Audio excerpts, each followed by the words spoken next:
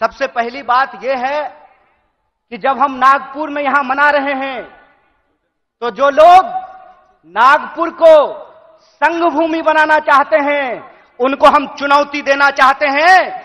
जब तक कांग्रेस पार्टी जिंदा रहेगी, जब तक इस देश में एक भी कांग्रेसी कार्यकर्ता जिंदा रहेगा, अपने रक्त के आखिरी कतरे तक नागपुर को संघ भूमि नहीं दीक्षा भूमि बना करके रखेगा। इस बात को याद रखिएगा, इस बात को याद रखिएगा कि जिस देश में हत्यारों का गाना गाया जा रहा है उस देश में महात्मा गांधी पैदा हुए हैं और महात्मा गांधी ने जिस पार्टी को बनाया है, जब तक वो पार्टी जिंदा रहेगी तब तक आप इंसान को इंसान से नहीं लड़ा सकते हैं। हम बोलते रहेंगे रघुपति राघव राजा राम, पतित पावन सीताराम, ईश्वर अल्लाह तेरो नाम, सबको सन्मति दे भगवान। हम यह तराना गाता रहेंगे, इस बात को याद रखिएगा। और जब आज हम पूरे देश को यह संदेश देना चाहते हैं भारतीय राष्ट्रीय कांग्रेस की तरफ से कि हैं तैयार हम, तो किस बात के लिए तैयार हैं हम तैयार हैं इस देश के संविधान की रक्षा करने के लिए। आप तैयार हैं कि नहीं है? इतनी जोर से आवाज लगाइए कि यह आवाज नागपुर से दिल्ली तक पहुंचनी चाहिए। आप तैयार हैं कि नहीं है? हम तैयार हैं इस देश की जमहूरियत को बचाए रखने के लिए। हम तैयार हैं इस देश में कमर तोड़ महंगाई को समाप्त करने के लिए। हम तैयार हैं इस देश के नौजवानों को रोजगार मुहैया कराने के लिए। हम तैयार हैं महिलाओं के ऊपर होने वाले अत्याचार को समाप्त करने के लिए। हम तैयार हैं आजाद देश में आजादी की रक्षा के लिए। हम तैयार हैं, यह हमारा संकल्प है। और जब हम इस संकल्प को दोहरा रहे हैं तो एक चुनौती भी हम लोगों को समझना पड़ेगा भाइयों। चुनौती यह है कि आप में से बहुत सारे लोगों को एक अनुभव हुआ होगा कि जब आप किसी पॉकेटमार को ट्रेन में पॉकेटमारी करते हुए पकड़ लेंगे तो पॉकेटमार इतना चालाक होता है कि वही जोर से चोर चोर चिल्लाना शुरू कर देता है। बोलिए होता है कि नहीं होता है? आज हमारे साथ इस देश की सबसे पुरानी पार्टी, इस देश को आजादी दिलाने वाली पार्टी, महात्मा गांधी की पार्टी, पंडित जवाहरलाल नेहरू, सुभाष चंद्र बोस, मौलाना अबुल कलाम आजाद, सरदार वल्लभ भाई पटेल, एनी बेसेंट, सरोजिनी नायडू की पार्टी के साथ भी यही हो रहा है कि हमने चोर को चोरी करते हुए फिर से पकड़ लिया है। हमने इनको अंग्रेजों के साथ चाय पर चर्चा करते हुए देखा था, तो जो चाय बेचने की बात करते थे हमने उनको देश बेचते हुए रंगे हाथ पकड़ लिया है। और जब हमने उनको देश को रंगे हाथ बेचते हुए पकड़ लिया है तो पॉकेटमार को जब पकड़ लीजिएगा तो वो चोर चोर चिल्लाने लगेगा। वो कहते हैं कि कांग्रेस इस देश में भ्रष्टाचार लेकर के आई। एक सवाल हम पूछना चाहते हैं, आज आप कांग्रेस के नेताओं के घर पे ईडी भेजते हैं। परसों जया शाह के पिताजी से वही कांग्रेस का नेता अगर फोन पे सेटिंग कर ले तो वो ईडी जो है अपना रास्ता कैसे भूल जाती है, वो पता कैसे भूल जाती है। इसका मतलब यह है कि जो पार्टी देश की पार्टी है उस पार्टी को देश के आम लोगों के नजर में बदनाम किया गया है। और देश के आम लोगों के नजर में इसलिए बदनाम किया गया है कि अगर आप कांग्रेस के प्रति अपनी भावना छोड़ देंगे तो देश में कोई आपकी बात करने वाला नहीं रहेगा। इस बात को याद रखिएगा। इसीलिए इस मंच से मैं आप तमाम लोगों से एक बात की अपील करना चाहता हूं कि हे कांग्रेस के कार्यकर्ताओं, जब आप चाय की दुकान पर बैठते हैं, जब आप ट्रेन से यात्रा करते हैं, जब आप बसों में चलते हैं, जब आप खेतों में चर्चा करते हैं, दफ्तरों में चर्चा करते हैं, तो एक बात को याद रखिएगा, एक बात को याद रखिएगा कि सामने वाला जब आपको जलील करता है ना, तो वो आपको जलील करने से पहले अपने मां बाप को जलील कर रहा होता है, अपने पूर्वजों को जलील कर रहा होता है। क्योंकि कांग्रेस पार्टी इस देश का इतिहास है, वर्तमान है और इस देश की आम आवाम का भविष्य है। यह बात हमको समझना पड़ेगा। हमको समझना पड़ेगा कि कांग्रेस पार्टी अंग्रेजों से लड़ करके इस देश को आजादी दिलाई। आजाद भारत में पहली बार ऐसा हुआ कि दलितों को और ब्राह्मणों को बराबरी का वोट का अधिकार मिला। आजाद भारत में पहली बार ऐसा हुआ कि महिलाओं और पुरुषों को बराबरी का वोट का अधिकार मिला। आजाद भारत में पहली बार ऐसा हुआ कि राजे राजवाड़ा का वोट भी एक और नाली में उतर करके गटर साफ करने वाले का भी वोट एक, ऐसा भारतीय राष्ट्रीय कांग्रेस स्थापित करके आई। मैं कहता हूं कि जिस पंडित जवाहरलाल नेहरू को लोग आज संसद में खड़ा होकर के गालियां देते हैं, याद रखना मेरे दोस्त, अगर पंडित जवाहरलाल नेहरू नहीं होते तो झूठ ही सही तुम ये बात आज बोल नहीं पाते कि एक चाय बेचने वाला भी देश का प्रधानमंत्री बन सकता है। कांग्रेस का इतिहास यह है कि हम इस देश की आम आवाम के लिए लड़े थे, लड़े हैं और लड़ेंगे। इसीलिए माननीय मल्लिकार्जुन खड़गे साहब अपने 50 साल के राजनीतिक इतिहास में एक कांग्रेस के आम कार्यकर्ता से भारतीय राष्ट्रीय कांग्रेस के राष्ट्रीय अध्यक्ष बने हैं। यह है कांग्रेस पार्टी का लोकतांत्रिक इतिहास, यह है इस देश का इतिहास। इसीलिए आप तमाम कार्यकर्ताओं से मैं अपील करना चाहता हूं कि आज जो देश की हालत है, जिस तरीके से किसान आत्महत्या कर रहे हैं, जिस तरीके से हर घंटे नौजवान आत्महत्या कर रहा है, इसीलिए हमको इस संकल्प के साथ चलना पड़ेगा कि ये हमारी कांग्रेस है, हम सब की कांग्रेस है, यह हमारा देश है, हम सब का देश है और इसको बचाने के लिए अपने शरीर के आखिरी खून के बूंद तक हमको संघर्ष करना पड़ेगा। तो आप बताइए, चुनावी हार जीत अपनी जगह पे है, देश बचाने के लिए, संविधान बचाने के लिए, सबको शिक्षा के लिए, सबको काम के लिए आप तैयार हैं कि नहीं हैं? अगर आप तैयार हैं तो आखिरी बात बोल करके मैं अपनी बात को खत्म करूंगा। हमारी रगों में उन पूर्वजों का खून बहता है जिन्होंने इस देश को अंग्रेजों की 200 साल की गुलामी से आजादी दिलाई थी। जब हमारे पुरखे अंग्रेजों की टैंक से नहीं डरे, जब हमारे पुरखे बलिदानियों का इतिहास बनाया, जब हमारे पुरखे फांसी के फंदे को हंसते हंसते चूम लिया, तो तुम एक बात जान लो भाई, तुम्हारा जो फ्रंटल ऑर्गेनाइजेशन है ना, ईडी और सीबीआई, उससे हम घड़ी घंट नहीं डरने वाले हैं। आप लोग डरने वाले हैं क्या? तो इस देश की बचाने की लड़ाई में सबको शिक्षा के लिए, सबको काम के लिए और इस देश के हर आवाम को बराबर के आत्मसम्मान के लिए आप संघर्ष करेंगे कि नहीं करेंगे? अगर हम पूरी तरह से संघर्ष करेंगे तो आखिरी अपील के साथ, आखिरी बात के साथ अपनी बात खत्म करता हूं कि कहते हैं कि कैसे आकाश में सुराख नहीं हो सकता, एक पत्थर तो तबीयत से उछालो यारो। अगर कांग्रेस का एक एक कार्यकर्ता आज भी गांधी को अपने दिलों में बसा करके सड़कों पे निकल जाए तो इनको हम सिर्फ हराएंगे नहीं बल्कि एक नए भारत के सपने का निर्माण करेंगे। मेरी आवाज जहां तक पहुंच रही है, मैं सबसे पहले महाराष्ट्र की इस महान भूमि को डॉक्टर बाबा साहब भीमराव अंबेडकर, छत्रपति शिवाजी महाराज, साहूजी महाराज, अन्ना भाऊ साठे, गाडगे महाराज, संत तुकाराम, आंदोलनों और क्रांतियों की भूमि सावित्रीबाई फूले की इस भूमि को नमन करता हूं, आपको प्रणाम करता हूं।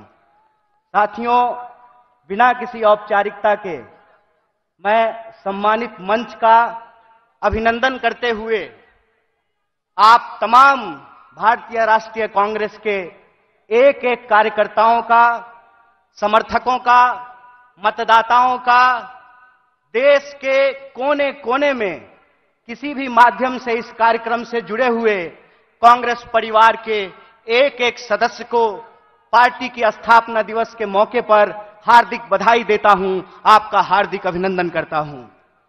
दोस्तों, ये हम सब के लिए बड़े गर्व की बात है कि देश की सबसे पहली और सबसे पुरानी राजनीतिक दल, जो एक राजनीतिक दल नहीं है, जिसने आज के भारत का नींव रखा है, उस पार्टी का हम स्थापना दिवस मना रहे हैं। यह हमारे लिए गर्व की बात है।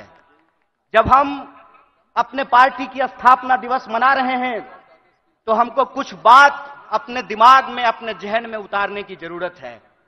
सबसे पहली बात यह है कि जब हम नागपुर में यहां मना रहे हैं, तो जो लोग नागपुर को संघ भूमि बनाना चाहते हैं, उनको हम चुनौती देना चाहते हैं, जब तक कांग्रेस पार्टी जिंदा रहेगी, जब तक इस देश में एक भी कांग्रेसी कार्यकर्ता जिंदा रहेगा, अपने रक्त के आखिरी कतरे तक नागपुर को संघ भूमि नहीं, दीक्षा भूमि बना करके रखेगा। इस बात को याद रखिएगा।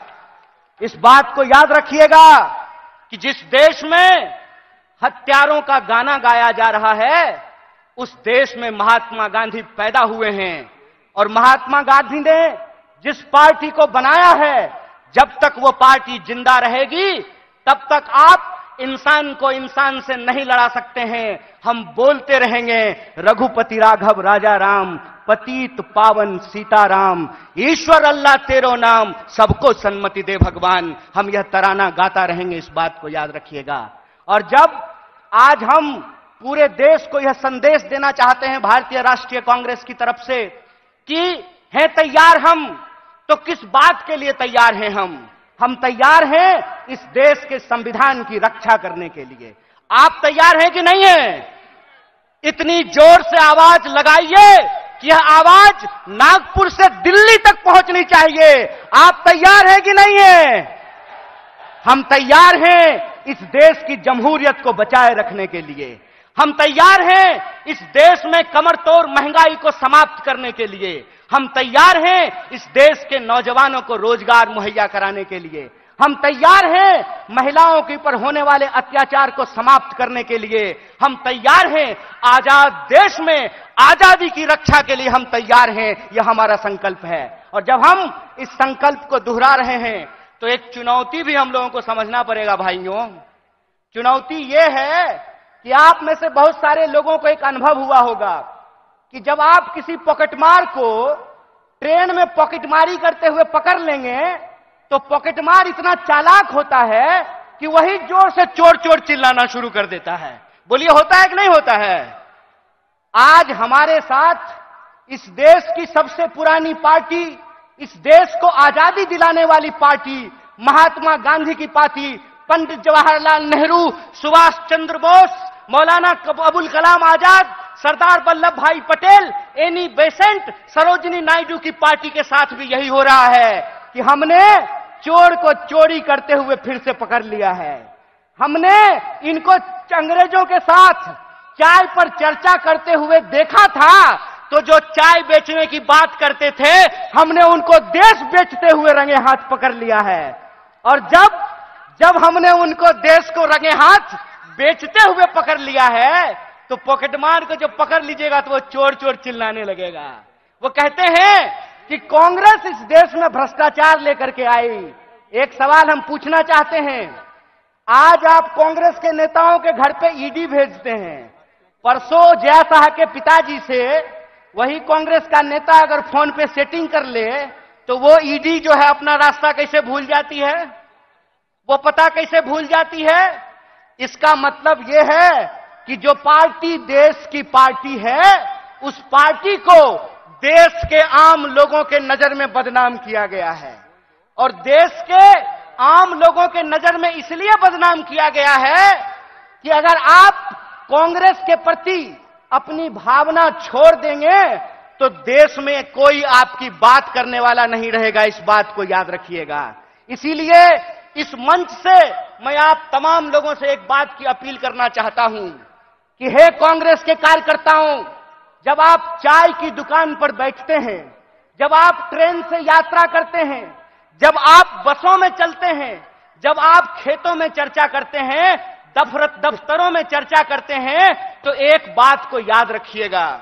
एक बात को याद रखिएगा कि सामने वाला जब आपको जलील करता है ना, तो वो आपको जलील करने से पहले अपने मां बाप को जलील कर रहा होता है, अपने पूर्वजों को जलील कर रहा होता है। क्योंकि कांग्रेस पार्टी इस देश का इतिहास है, वर्तमान है, और इस देश की आम आवाम का भविष्य है। यह बात हमको समझना पड़ेगा। हमको समझना पड़ेगा कि कांग्रेस पार्टी अंग्रेजों से लड़ करके इस देश को आजादी दिलाई। आजाद भारत में पहली बार ऐसा हुआ कि दलितों को और ब्राह्मणों को बराबरी का वोट का अधिकार मिला। आजाद भारत में पहली बार ऐसा हुआ कि महिलाओं और पुरुषों को बराबरी का वोट का अधिकार मिला। आजाद भारत में पहली बार ऐसा हुआ कि राजे राजवाड़ा का वोट भी एक और नाली में उतर करके गटर साफ करने वाले का भी वोट एक, ऐसा भारतीय राष्ट्रीय कांग्रेस स्थापित करके आई। मैं कहता हूं कि जिस पंडित जवाहरलाल नेहरू को लोग आज संसद में खड़ा होकर के गालियां देते हैं, याद रखना मेरे दोस्त, अगर पंडित जवाहरलाल नेहरू नहीं होते तो झूठ ही सही तुम ये बात आज बोल नहीं पाते कि एक चाय बेचने वाला भी देश का प्रधानमंत्री बन सकता है। कांग्रेस का इतिहास यह है कि हम इस देश की आम आवाम के लिए लड़े थे, लड़े हैं और लड़ेंगे। इसीलिए माननीय मल्लिकार्जुन खड़गे साहब अपने 50 साल के राजनीतिक इतिहास में एक कांग्रेस के आम कार्यकर्ता से भारतीय राष्ट्रीय कांग्रेस के राष्ट्रीय अध्यक्ष बने हैं।